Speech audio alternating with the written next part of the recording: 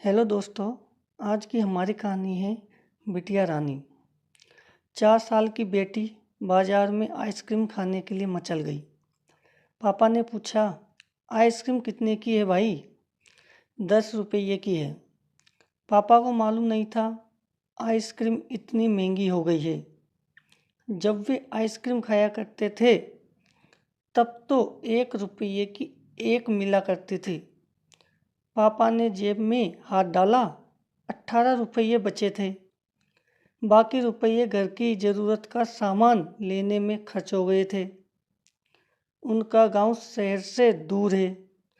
10 रुपये तो बस किराए में लग जाने हैं।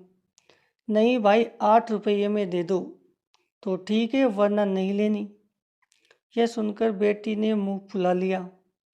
अरे अब चलो भी, नहीं लेनी इतनी महंगी। पापा के माथे पर लकीरें उभर आई। अरे खा लेने दो ना साहब, अभी आपके घर में हैं तो आपसे लाड भी कर सकती है। कल को पराए घर चली गई तो पता नहीं ऐसे मचल पाएगी या नहीं। तब आप भी तरसोगे बिटिया की फरमाइश पूरी करने को। आइसक्रीम वाले के शब्द थे तो चुभने वाले, पर उन्हें सुनकर पापा को अपनी बड़ी बेटी की याद आ गई, जिसकी शादी उसने 3 साल पहले एक खाते पीते पढ़े लिखे परिवार में की थी। उन्होंने पहले साल से ही उसे छोटी छोटी बातों पर सताना शुरू कर दिया था और अंत में एक दिन सीढ़ियों से गिरकर बेटी की मौत की खबर उसके मायके पहुंची। आज वह झटपटाता है कि उसकी वह बेटी फिर से उसके पास लौट आए और वह चुन चुन कर उसकी सारी अधूरी इच्छाएं पूरी कर दे।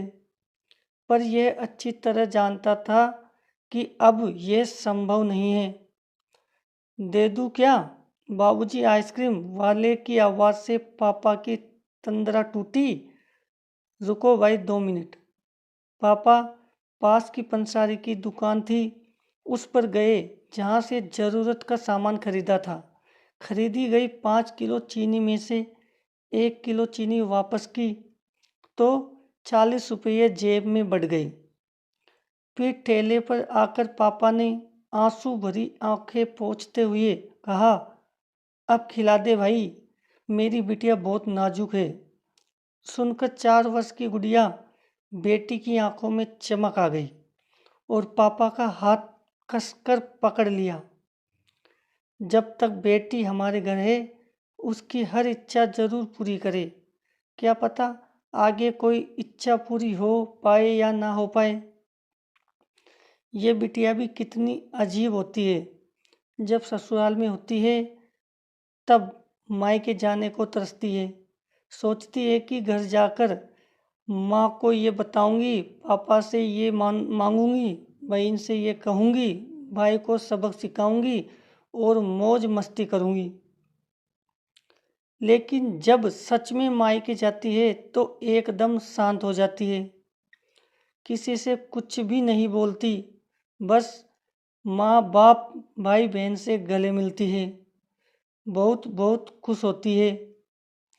भूल जाती है कुछ पल के लिए पति ससुराल, क्योंकि एक अनोखा प्यार होता है। मायके में एक अजीब कशिश होती है।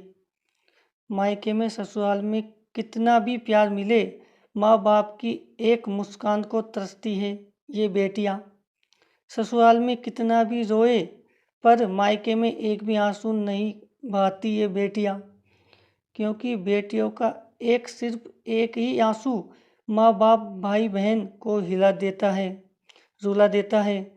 कितनी अजीब है ये बेटियाँ, कितनी नटखट है ये बेटियाँ।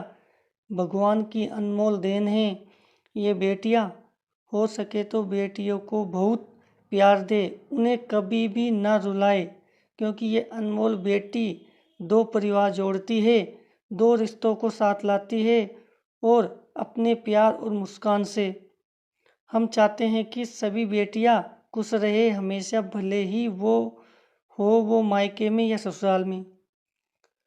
खुशकिस्मत हैं वो जो बेटी के बाप हैं, उन्हें भरपूर प्यार दे, दुलार करे और यही व्यवहार अपनी पत्नी के साथ भी करे, क्योंकि वो भी किसी की बेटी है और अपने पिता को छोड़कर आपके साथ पूरी जिंदगी बिताने आई है। उसके पिता की सारी उम्मीदें सिर्फ और सिर्फ आपसे है।